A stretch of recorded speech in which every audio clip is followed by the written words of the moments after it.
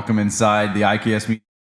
It is Thursday, April 24th, which means it's game day in the SJHL. Game 4 of the Cantera Seats Cup Final goes tonight in Weyburn at Crescent Point Place between the Melfort Mustangs and the Weyburn Red Wings. Melfort, of course, took a 2-1 series lead last night in Weyburn with a 1-0 victory, a Christian Coombs shutout victory, 12 saves. We'll get into that. But nonetheless, he has back-to-back shutouts now in this series. It's an impressive feat for both him, but also the team as a whole.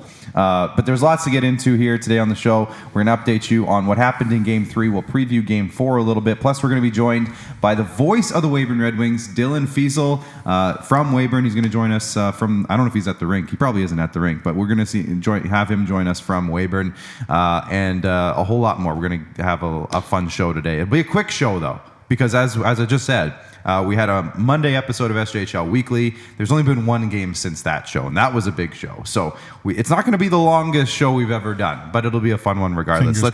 Fingers crossed, Jamie says. Jamie's been working hard. Let's just bring him in now. Jamie Neugebauer, obviously free agent voice in the SJHL, but he's your color commentator for the SaskTel Max broadcast. Obviously, if you're watching our show on YouTube today, you'll notice it looks a little different than you're used to. We don't have the wide shot. We have gear in and out of here on a weekly basis, and right now one of our cameras is not in the building. So we're just working with a 2-camera show today, but that's okay. We're going to get through this nonetheless. Let's thank our sponsors before we dive too far into everything. We got to start with Borgo, Capital Auto Mall, Cantera Seeds, of course, the Championship Cup sponsor, Chevrolet, Sask Lotteries, Saskatchewan Construction Safety Association, Nutrien Tourism Saskatchewan, Sask Energy, UPL. UPL sponsors all of our broadcasts, so thank you for UPL and all of the playoffs as well.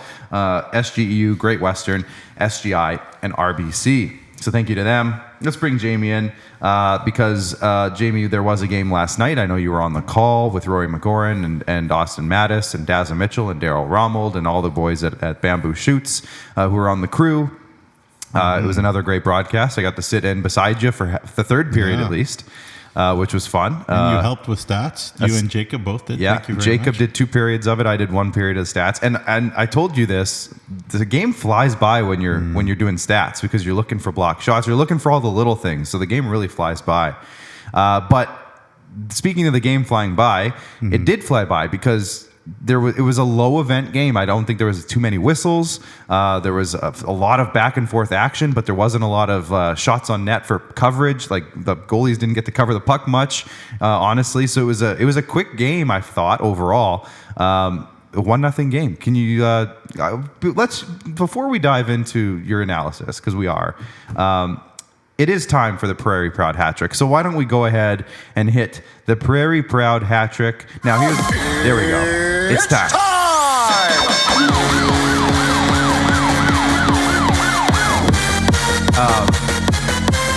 I was slightly worried there because I mentioned our cameras sometimes go in and out of the studio. Our crew also does go in and out of the studio. So I know that we have Jordan on the director's chair today. Director Ryan is in the the director chair today. The graphics director chair today. So they're in their different spots. They're playing musical chairs back there. So Bryce, who isn't here, and I know he hits that every week. So and I know that's like his baby. He loves the hat trick button. So I just wanted to make sure. I said that, and I'm like, oh no, does Jordan know about the hat trick? But he's done the show before in other facets, so he knows about the hat trick. He's also a genius. He's also a genius. And he's not related to Michael Jordan. We established this before the show. That, yeah. But let's go ahead and topic number 1. Let's just see the highlights from the game. Okay. Now, Jordan and Brian in the back, can you let us know? Can we talk over the highlights? Is that cool? Okay, let's have that ability. Jamie, I'm going to let you talk over the highlights, and then we'll just kind of morph that into our Game 3 analysis. Sure. So let's go ahead with the highlights here. For the listeners of the show on our podcast platforms, apologies that you won't be able to see this, but if you're watching on YouTube, Jamie's going to walk you through the highlights here now. Yeah, thank you to SaskTel for providing these for us, by the way. Get you some crisp footage from the great Bamboo Shoots people in SaskTel. Great atmosphere there in Weyburn, but really a lot of these highlights, Clark, are hits and physicality because that's what that game was. It was no prisoners. It was Saskatchewan hockey. When you think of Saskatchewan hockey and Not sure why it's in slow motion right now, but that's okay. Guess it's very dramatic. It might have been how the highlight pack got uploaded into the system. Yeah. There you go. Yeah. Well, anyways, it was very unfriendly. It's adding to the dramaticism. Yeah, it makes it more dramatic. It just needs some intense music. But yeah, Riley Kotai. Then yeah, Joe Maharaj got kind of tangled up with Nolan Roberts. There was a little bit of controversy there late in the first period about who should get a 10 and when people were having a friendly conversation and whatnot. So that all got all sorted out and nothing came of it. There was some huge hits. If there's one guy in the series that's taken and given hits for Weyburn, it's Drew Moldy. And if there's one guy who's been hitting hard all SJHL career, really, it's your cousin there, Caleb Binner had a great game in terms of physicality. Yeah. So this was the closest that Weyburn got to scoring, and that was Blake Betson hitting the post on a great shot, great stop. He kind of outworked Nolan Roberts in that spot and pulled the trigger and beat Coombs clean, but hit the post. And if that goes in, and I was talking to him a little bit this morning, actually, Blake, if that goes in, it changes things. 2-on-1 again.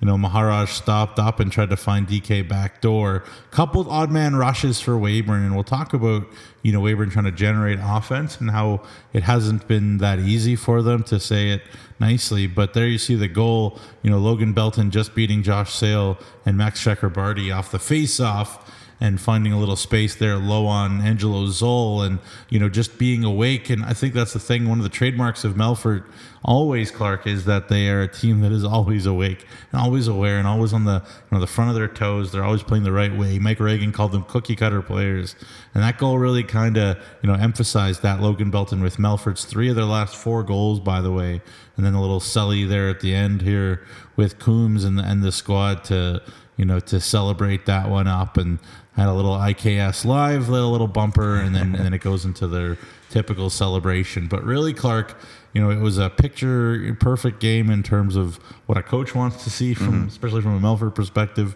It was grindy. It was a battle. You were there. I'm sure Trevor Blevins is a very happy man today. Yeah, I was there. I was standing with Commissioner Kyle McIntyre for 2 periods of it. And then, like I said earlier, for the 3rd period, I was up with you guys in the booth. And the biggest thing for me is, we are watching, I would almost call it a master class in terms of how to shut down an offensive dynamic team. And that's the Weyburn Red Wings. They are an offensive dynamic team. And Melfort, for the last 2 games especially, but even in game 1, that was a tight game too. Not much space out there for anybody to move around. Over 3 games now, they've given up 1 goal. And it's this is the finals. This is the SJHL final, the Cantera Seeds Cup final. And you've given up 1 goal in 3 games, 2 shutouts. It's a very impressive feat. They gave up 2 goals. 2 goals, sorry. Yeah, I'm looking at it the other way around because Weyburn won game 1, of course. But 2 goals in 3 games, and you haven't let a goal up since, when was the second goal scored? Was it like early in the 3rd period? Yeah, game like 2, 5 game minutes 1? left in the 3rd period. Yeah. So, I mean, that's a very, very impressive showcase of ability. And one of the questions we had coming into this series was, can Weyburn outscore some of their maybe deficiencies defensively? Well, as of right now, that answer is no, but that's because Melfort is just simply suffocating them. They're not giving them any room from what I've seen. So from what you saw in game 3, what can Weyburn do differently? I mean, I know it's $1 million question right now, but what do you think? Well, yeah, I mean, certainly, this morning they had a very long video session. The Weyburn Red Wings did. Yeah. But, 134 minutes, something like that, without a goal for this Weyburn Red Wings team that scored for fun and certainly have the players to do it. Now, that being said, the good news is you're only down 2-1. You have this home game here tonight, so there's no reason to panic. What can you do? Well, not pass up shot opportunities. That was something I kept saying on the broadcast is, sometimes just waste one, see a little traffic, maybe a little lane, just throw it on. You don't always have to back off the D and then look for that pass to hit. Even I know that's worked well all year, but this is different. You got to adjust. Yeah. So they have the guys, they have the smarts, they have the talent, and then they have the gritty guys that can finish in tight. You think about Liam Fitzgerald, he's been so clutch. Bray Legranger, he can score in tight. Josh Sale, his bread and butter is really in tight. We saw the game winner against Flin Flon was a deflection in front. The guy's getting, going low to high and just getting shots on and get through and just simplify the offense in every way. But obviously 2 shots from inside the house for Weyburn really there in game 3 is not enough. They know that. Cody Mapes knows that. They missed the net on some chances. They had some 2-on-1s. They had some odd man rushes. Remember, all the goals in game 1 were odd man rushes. Right. They were all breakaways. Really, DK was kind of a half breakaway. Zach Turner on his back, and it was a great goal. Yeah. Yeah, I mean, again, nobody's playing badly. I've got nothing negative at all to say about the Weyburn Red Wings, the way that they've played. They've played very hard and with great determination and grit. And not too many teams in the league could match Melfort in games like this. Yeah. And be right in it. And they've done that. And I think you also have to think about it. I said earlier, Melfort's only given up 2 goals in 3 games. Well, Weyburn's only given up 5. Yeah. So it's not like they're getting blown out. They're right in it. Yeah. And I think we heard a quote from, I think it was Cody Mapes that said, 1 shot goes in game 2 and we get out of penalty trouble, that changes everything. If you look at last night, if that Betson goal goes in, or that shot goes in instead of hitting the post, they have, I think, were they losing at that point? I'm trying to think of the time frame of when that shot happened. Either way, it's either tied or they have the lead, and that changes everything. So I think it was tied, yeah. It seems like it's a series. It's a series of one shot can change anything. Yeah. So when you're only getting 12 of them in a game, and the game before that, you're only getting, what was the number in game 2 that they had? That was a very low number as well. 22. 22. Okay, that's not that low. Yeah. They had a good first. Yeah. So, I mean, when that's the case, when one shot can be the difference between overtime or, extending a game in some way. Yeah. Let's throw some shots. And another thing is, obviously, it's power play, right? Like Weyburn is, didn't get a single shot on the power play last night. 0 for 11, 0 for 14 on the power play. In the finals. Melfort is 1 for 13, and their 1 goal was a lengthy 5-on-3. So both teams, again, special teams, the PKs especially. The PKs are unbelievable. Yeah. And both Zoll and Coombs have been very, very good when needed to be. Angelo Zoll, it's interesting. A lot of goalies, they get in their zone, they get in the heads, they don't want to talk to anybody before a game. But, I was down in the hallway there, and Angelo was like, "Hey, Nugsy, how you doing?" Yeah. And I'm like, "Oh, hey, Angelo, great to see you. You're playing super good. Keep it up." Super good. The mustard's working. The mustard is working. So, Angelo is a real treat to watch in net, and Christian is as well. Who was the UPL performer yesterday? I guess we'll get in that. Yeah, topic 3, if we want to just fire that up, is sorry for spoiling. No, that's okay. That's okay. Topic 3, he's worth talking about it because the UPL playoff performer of the night for Game 3 was Christian Coombs, and not so much the single game body of work, but the 2 game body of work, back-to-back shutouts in Game 2 in Melfort and Game 3 in Weyburn. And this guy, he put up huge numbers all year. We knew he was going to do that in the playoffs as well. And when you're the tough part is when you're suffocating a team like Melfort has been or did last night, especially. Even when you do get good chances, and that other goalie that is just that good, as good as Christian Coombs has been, and he's so calm and poised, and he's just always in the right position, it seems, that makes it even more frustrating for Weyburn when you're barely getting any chances, and when you do, you just have this we can't beat them, Yeah. It's what? It's that's a great point. And I was talking to Dazza Mitchell about this. It's a great skill that Christian has, in that he's locked in when his moment comes. And it's easy to say, oh, he's got 19, 20 shots or whatever. How many of them are tough? Blah blah blah. That's actually tough mentally because he's just sitting there watching. So. He's a character. I interviewed him after the game yesterday, and we threw a few shots at me, but that's fine. It was fun, and he's a fun kid to talk to. Also, had a great interview, and really, really impressed with him mentally and physically. So very cool. And then one more thing I want to say here quickly before we move on, if that's okay, I'm just so impressed with both the Melfort and Weyburn fan bases. I'm so thankful for everybody that's tuned in on SJHL hotel and watch Rory and me and Austin and the crew. The engagement is great, whether you like what we're doing and commenting on it, or when you hate what we're doing and think we're doing a terrible job, but you comment and you watched it. I haven't commented, but I'm in the second camp for sure. What, that we're doing a bad job? Yeah, well, that's okay. I just don't comment. But hey, that's fine. I mean, everybody's entitled to their opinion. But again, just anybody who chose to tune in on SaskTel, I can't thank you enough. No, you guys are doing. So thank you. Thanks, Ryan. Yeah, my what did Ryan opinion say? Sucks. He says Clark's opinion sucks. I was joking. I obviously think you guys are doing a fantastic job. And that's fine. One little fun story from last night. I think it's worth telling, and he's going to hate me for telling this, but I was standing with Kyle McIntyre down at the end of the rink, and we were standing beside Daryl Romold and Dazza Mitchell in their little spot that they had set up for their hosting area. Yep. And Dazza, for the pregame show, it's all... I don't hope this isn't like spoiling anything, but you pre-record the pregame show like a few minutes before you go live, and I think their parts of their parts pre-recorded, and I think part of it's live, right? So Dazza had a latte that he had in a big plastic cup, and he put it behind him on the glass and the boards by the glass. A big one. A big one. Would it be called a venti? I don't know. Big one. It was a big one. It was a Starbucks, I think. Anyways. It was a latte. It was a lot of milk. It looked mostly milk. Of milk. Yeah, a latte of milk, yeah. And he put it on the glass because he just wasn't thinking. He wanted to get out of the way for the shots that they were doing. They were doing the recording, so he moved it and put it on the glass.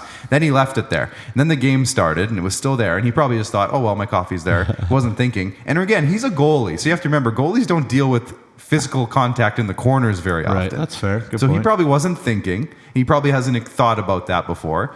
And he's a rookie to the broadcast, so I get this. But like 30 seconds into the game, like less than 30 seconds, it comes into Weyburn's end, and the forecheck, I don't know who would have been forechecking, but crushed the defenseman right where his coffee was. The coffee went flying off the boards. Milk went everywhere. Coffee went everywhere, all over Daz's shoe. He was not happy. He was pretty embarrassed. But they did get a cleaning crew to come over and mop it up for him. But Daryl Romold and Kyle McIntyre were giving him a pretty hard time. I tried not to give him too hard. I can't believe Kyle McIntyre would give anybody a hard time. I know, right? So especially the young boy, Daz Mitchell. But in Daz's defense, he played 122 regular season SJHL games, 18 playoff games. Yeah. That's a lot of playing games. Yeah. That's not nearly as much watching games. Right. Exactly. So thinking about this was maybe not something on his radar. Yeah, probably wasn't thinking about it. And in fairness, I probably wouldn't have either. It was just a funny little story, and we gave him a hard time, but he rolled with the punches, and he ended up having a great broadcast regardless. Yeah. So well done, Dazza. Yeah. But it was a pretty funny moment. Do you want to just touch on our bonus topic quickly before we get to our guest? Yeah. We have a topic 4 on the hat trick, so technically it's not a hat trick, but the Battleford's North Stars have posted a coaching job. Obviously, Marty Smith took over this year early in the year after some stuff went down, and Marty Smith did a great job with the team this year, but they have posted their head coach and general manager spot. Yeah, I need to get on putting that on the league stuff. It just happened. It will be by the time you listen to this. Yeah, I promise. Don't beat yourself up. I spoke to Marty a little bit today, and he said sad to go at the end of the day. His full-time job kind of got in the way, but they were very happy with the job Marty did in Battleford's. He loved the job. He loved the players. So it was a what's the word I'm looking for? It was a parting that was positive, we'll say. But yeah, they're just looking for somebody who can do it full time, be a head coach, GM at a high level. Wiley Riendo also has a lot on his plate. Who was essentially their GM this year with Marty. So I'm sure Wiley will stick around and keep churning out superstars there for Battleford's. But Marty did a great job. Incredible guy. Wish him nothing but the best. I'm sure we'll see him around the rink at the ACC. But so if you want to be the head coach and GM of the Battleford's North Stars, time is now. The time is now. Go to the Battleford's social media pages, Facebook especially. I know Kennedy put it up there as well as Instagram. It'll be on SJHL.ca. And it'll be on SJHL.ca. Probably by the time you're listening. By the time you're listening to this, So check that out. We there's still some thought. I don't know if you've heard anything new about what's going on, in Estevan as well, but we don't have any updates. No. Last I heard was no update. No update. That was last I heard. Yeah. So I saw Drew at the game, and he seemed all right. Like he said that Estevan Spring camp is May 2nd to 4th, just like the Ormond Wolverines, and I think Humboldt too at the same time. Funny how they do them camps at the same time, so kids have to pick, I guess. Yeah, some kids will have to pick, Yeah. Anyways, I don't know if this guy's going to apply for the head coach and general manager job of the Battlefords North Stars, but why don't we bring in our guest now? He's busy right now. He's on the warpath in the finals. Dylan Fiesel joins us from Weyburn. Dylan, thanks for joining us today, first and foremost. It's been an interesting couple of games for the Weyburn Red Wings. Let's start with last night. What was your overall vibes from last night? Yeah, it definitely looked like an SJHL playoff final game, that's for sure. Lots of defense, two really good goaltenders battling it out. Offense was hard to come by. It was physical. A lot of turnovers for both sides. So, yeah, it's two teams who are both incredibly skilled and just battling it out. It was, like I said, it's a war out there. It's been Jeremy Corrigan's smiling somewhere right now. But it's been 3 games now, and we were talking about it a minute ago, Dylan. I don't know if you heard this conversation, but basically the goals for and against, the goals scored in this series right now is 5-2. It's a very low scoring series so far. Two teams that weren't shy of scoring goals throughout the regular season, especially Weyburn. We're a very offensively focused team. Can you talk about the 3 games so far and just like how this series has gone overall? Yeah, it's just been a defensive and goaltending battle between, obviously, Coombs and Zoll are incredible in the net. They don't let a lot by them, but the defensive cores for both teams have been doing a really great job of limiting these highly skilled forwards and not allowing them to get many high dangerous chances and scoring opportunities. So you see the shot totals are quite low in these first 3 games, and the goal totals are as well. So we'll see if the series progresses, if anything opens up. But yeah, it's looking like a defensive matchup in this finals. Dylan, if you're anybody like me, and of course you are, because we're in the same line of work, but how much fun is it? Like, it's awesome. I love it. The crowd's going wild. Like, the game's intense. And it's your first year broadcasting with the Weyburn Red Wings. Have you had some pinch me moments? Yeah, the entire year just incredible. I mean, I'm so lucky and grateful to be in this position. It's been quite a wild ride, that's for sure, and especially in this postseason to get to this point now, heading into Game 4 tonight. There's so many pinch me moments. I'd be bruised all over. It's quite incredible, that's for sure. Yeah, make sure you're careful there. I don't want to be all black and blue.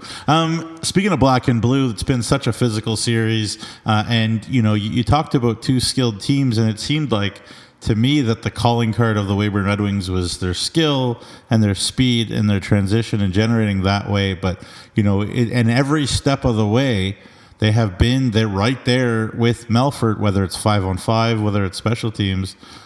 Cody Mapes, the Weyburn community, they must be so proud of that locker room, to kind of play these games that have been, especially games 2 and 3. I know they lost, but they were right in them, to kind of play the Melfort way against Melfort and be right there. Yeah, I mean, you see the pride in this community, the fans, that tells a story. Over 1,700 in Game 3 last night. It was a full barn. Everybody's so proud of this team and how far they've come and what they've had to battle throughout the year to get to this point. And yeah, there's still that unwavering faith in this team that they're right there. A couple games, only a 1-goal game, a bounce here or there could be the difference between a win or a loss. So for these fans, for this team, and for the players on the ice, I feel like they have to know that that's still a possibility. This game and this series is still quite tight, and anything can happen. Anything can happen, Dylan, but one thing that hasn't been happening that I keep asking Dazza Mitchell about every time I see him is how come this power play for the Weyburn Red Wings, it seems filled with talent to me, can't seem to get anything going. And not only that, but last night didn't even record a shot on 3 different power play attempts. Is there any sort of sense of what might be going on with that? I know they're playing great opponents. I know that's probably 95% of it. But from your perspective, just because you've been watching them throughout the playoffs here, what do you think's been going on with that power play, which is 8th out of 8 playoff teams in terms of percentage? Yeah, like you said, you got to give some credit to the opponents that they've faced. I mean, battling Flin Flon and especially Melfort in this series, they're extremely skilled penalty killers as well. But I think maybe for the Red Wings, it's maybe gripping the stick a little bit too tight, not directing pucks towards the net and loosening up, trying to make that extra pass instead of just throwing one on the net and seeing what happens. And we'll see if that changes here into game 4 because, yeah, 0-14 over these last 3 games. Obviously, it's going to be very tough to get back into the series if they can't at least get 1 or 2 here and there. And you don't necessarily have to have the greatest power play, but it's got to be some timely goals when they matter. The Red Wings have had some timely special teams moments, but just got to get back to that. And maybe it's just a matter of loosening up a little bit, just trying to direct pucks towards the net and see what happens. And on the other side of that, though, I should say and give a lot of credit to, the penalty kill has also been very good. I mean, they've been able to shut down Melfort's power play, which is a solid power play in its own right. It was the number 1 power play coming into this series in the playoffs. On the other hand, like I said, the penalty kill has been fantastic. Can you talk about that? Yeah, it has been great all year. I mean, obviously, Angelo Zoll in the net, that helps your penalty kill. Your goalie's got to be your best PK man, but even the 4 guys in front of him, the shot blocking, the attention to detail for getting into the shooting lanes and preventing, no matter who's got the puck, an easy shot on net has been quite incredible. Guys like Josh Carman, Jad LeBeau, but even guys up top like Lucas Schmid, Betson, Spit Davis at times, getting in the way of those defense or those guys up at the point, blocking those shots, forcing them to make the pass as well. Has kind of stifled a lot of these really skilled power plays. Yeah. I just got 2 more questions for you. Appreciate your time, Dylan, as you do your final preps here for game 4. It made some noise, reserve my judgment, I guess, but the whole controversy around the air horns, I guess, what went into the decision from the Weyburn Red Wings to ban the air horns? Well, I don't know exactly what factored into that decision itself. I think mostly a part of in games 1 and 2 up in Melfort, there were a lot of times air horns were going off maybe when they shouldn't have been. And it was I know it was definitely disrupting to my broadcast on the radio, trying to talk when there's a bunch of air horns all the time. So that might have factored into the decision. A lot of WHL rinks don't allow air horns in, and other arenas don't have that. So I guess it was kind of just a judgment call that they made in order to ban allowing them in the rink there. So, yeah, it's kind of a divisive topic. Obviously, social media kind of popped off a little bit regarding that, but the decision was made, and obviously they're sticking by it, and it is what it is, essentially. Yeah, for sure. And you know what? Obviously, the only thing that I'll say about it is that it's Weyburn's house. And when it's Weyburn's house, you follow Weyburn's house rules. And that's the same. You go to somebody else's house, that's their rules. That's what you follow. And that's the way it should be. And that's the way it should always be. So, I think it seemed like for the most part, the Melfort fans were doing that. But you love the animosity, the energy, the intensity between fan bases. That makes kind of it all fun. Last question then for you, from me, Dylan. I don't know whether you've talked to Cody today or after the game yesterday, but I guess you mentioned maybe some changes coming or what might be different. What's the sense you're getting from him or from the team that is the mindset, the focus coming into tonight's game? Well, I chatted with Cody after the loss last night, and he just said we got to get that grit, determination, got to get some urgency to get towards the net. I saw your interview with Fitzy there, and he kind of echoed that same message that, we got to get traffic towards the middle of the ice, get into those dangerous areas, put pucks towards the net, and then get bodies there, make life for Coombs a bit more uncomfortable in the crease because, I said 12 shots it's going to be very tough to beat a goaltender on that. So they'll look to amplify that. You could see some changes up on the forward groups, maybe try and bring in a few other guys, generate some offense that way. And essentially just grit and determination. You're heading into a pivotal game 4 tonight. It's the difference between tying up the series or going down 3-1 and having to head to Melfort for Game 5 on Sunday. Yeah, it's going to be a big one tonight, Dylan, and we're really excited to hear your call, and good luck tonight. Best of luck with the rest of your preparations this afternoon, and enjoy the air hornless Crescent Point Place for Game 4 tonight. Awesome. Thank you so much for having me, guys. There we go. There's Dylan Fiesel, voice of the Weyburn Red Wings. And for SJHL fans from years gone by, no relation to Jamie Fiesel, former head coach and general manager of the Melville Millionaires. It's actually spelled different. There's an extra S in there. But I know that if you ask anyone from the Parkland region, they have some stories about Jamie Fiesel. That guy was a legend. And Dylan is on his way to being a legend as well. Yeah, he's terrific. Absolutely. So, Nugsy, I guess we heard from Dylan. We've talked about it. It seems like the message is pretty clear. Weyburn's got to find a way to produce some offense against this stingy, suffocating Melfort Mustangs team. Final thoughts on Game 4. I know you're heading back there in a couple hours to do the broadcast. So what are your final thoughts before the game here? Yeah, I mean, I know this was a relatively Weyburn-focused episode probably, but Melfort has played very well too. And, one thing, again, to kind of look at it from the Weyburn perspective, everybody in that Weyburn organization is just really impressed, I think, too, with Melfort. And how can you not be? I keep saying it's less about Weyburn playing poorly and something they need to do differently, and there's something they're doing wrong. That's not the way I've seen this series. I've just seen Melfort, as you said, put it perfectly, a masterclass. That's the way I'm seeing it. And it's the gaps. Yeah. Like, the question that I think Jacob posed to Cody is, the team seems to go offside a lot. And they say, well, you know what, those D-men, 4 of them are Centennial Cup veterans and 2 of them are long major junior veterans on the back end. Yeah. And then if one of those are out, then a terrific young D-man like Logan Kuiper, Teo Flory come in, and you're not really missing a ton. But when those 6 guys are in for Melfort, it is special to see.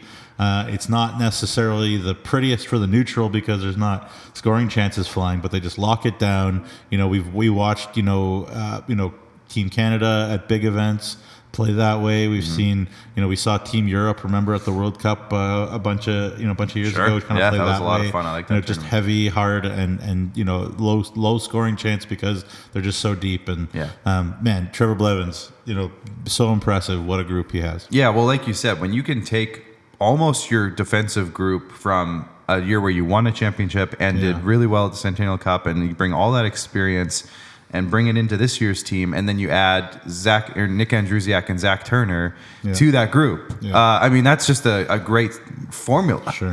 So I know next year is not going to be quite the same, just because they'll graduate 4 of those guys, but they will bring back a couple guys. And we talked about this, I can't remember if it was Monday or last week on our shows, but it just seems like that's kind of the Melfort Mustangs way, is like you graduate, but then you have these new guys that come in and fill the spots, and then you are all of a sudden you have a great group again on the blue line. And then on the flip side, Weyburn has a real opportunity if they can keep their group together. Yeah. And obviously they're right in it now here with this final. Yes. But if they can keep all those guys, the only 20-year-old on their back end is Dallin Oxelgren. To a man, Weyburn has matched that. They have been so good and so gritty, and so they've managed pucks. Josh Carman has been so impressive. For breakfast, lunch, and dinner. So impressive. He's been so good. Yeah, he's managed pucks well. Luke Schrader hasn't tried to go outside of his game at all. Like he's been right on. His stick on puck skills defensively are elite in this league. Like you just go down the list. I thought Simon Martin looked really solid last night. Simon Martin does add something different, right? Because he can skate and he can make things happen offensively. Skater, so Weyburn's got a very interesting, very decor too, and that's why these 2 teams are in the finals. So because they're the 2 best rosters in the league. I think we've seen that. And you know what? I was just double checking, and because I couldn't remember since the regular season ended, but they were the top 2 scoring teams in the league at the end of the regular season. So I know that Yorkton fans will say, "Well, we got some goals taken away." You're right, Yorkton fans. You're right. I know. You're right. I'm just looking at the standings. That's how it says it. So I get it. Sorry about that, Yorkton fans. Yeah. But in terms of the standings, they were the 2 top scoring teams, and now they're in the finals together. I guess we talked a lot. You said we talked a lot about the Weyburn perspective. What do they need to do? What does Melfort need to do to win Game 4 tonight and take a 3-1 series lead? What's the biggest things for them? Just keep doing what they're doing. Rinse, repeat. I guess, right? But is there a key to that? Is there a key to the rinse, repeat that maybe they just need to make sure they focus on? So if you're asking me to be just a smidge critical, yes, which please do. I will. can't keep taking stupid penalties. Yeah, there was a couple and last Trevor night. Blevins, I'm sure, is having words with a few guys where it's like, you don't. I get it. We got a good PK, but don't keep tempting fate. Jerome Maharaj is over there, and eventually he'll figure it out. Yeah. So that's one. And again, Melfort is getting some looks, but they're not generating great opportunities on their own power play, really. And usually games, and this is more volumes to Weyburn than anything, is we usually see Melfort having teams in for shifts at a time, those waves. Weyburn's been able to get pucks out of their own zone pretty well, whether it's through the middle, like we've talked about, and they have found a system to rim pucks and catch them in the neutral zone and stretch that neutral zone just a little bit, which I think is a great choice by the Weyburn coaching staff to, because Melfort can be so compact as a unit. Like if you stretch, you make them stretch with you. And Weyburn's done that well too tactically. So I think the coaching staff for Weyburn's done a nice job too to adjust that way. And so I think it's been a very interesting tactical series. Yeah. Well, there you go, guys. That's mostly it. I mean, we only have the one game to really talk about today. So preview game 4 tonight. So we want to get this episode out for you guys to listen to as a pregame show. So I think we're going to cut it there, Noogsy, if you're good with that. Make sure you're tuning into Noogsy's broadcast tonight on SaskTel Max if you're in the province. It's not just Noogsy's. Well, he's part of it. Great crew. He's 1/5 of it in terms of the on-air talent. Roy McGoran and Noogsy are on the call. We got Austin Mattis in between the benches and on the ice, and Daryl Rommel and Dazza Mitchell. Does that feel better? Much better. Thank you. Hey, I need my troops. You need to mention all the troops. And of course, the Bamboo Shoots producer crew. Rusty All of the crew. is the best. Yep. 1A, 1B producer I know with you. So you guys are 1A, 1B. Well, thank you. Appreciate that. Rusty's a legend. If you can't watch it on SaskTel, make sure you check in on Flow Hockey, and we'll have you covered on all of our social media channels as well: Facebook, Instagram, YouTube, Twitter, and technically TikTok. We don't throw a ton of stuff on TikTok at this time of the year, but keep an eye on it anyways. There might be some stuff coming. So anyways, enjoy the game tonight if you're in the area. I don't know if there's any tickets left at this point, but try to get there. Try to get to the rink. It was a blast last night. It's going to be a great time tonight. So try your best, and we'll be back on Monday. We'll recap this game, and if there's a game, Game 5 will be on Sunday. So we'll recap tonight's game and Game 5 on Monday on SJHL Weekly over at the desk over there. So it's going to be a great weekend. Enjoy the game tonight. Enjoy Game 5. Noogsy, enjoy your weekend. Hopefully you get a little bit of rest, because I know you're one of the hardest working guys around in junior hockey. So do that. Thanks to Jordan and Ryan in the back. It was a quick one today, folks, but there's a reason for that. And we'll see you again on Monday. Bye for now. Enjoy the hockey.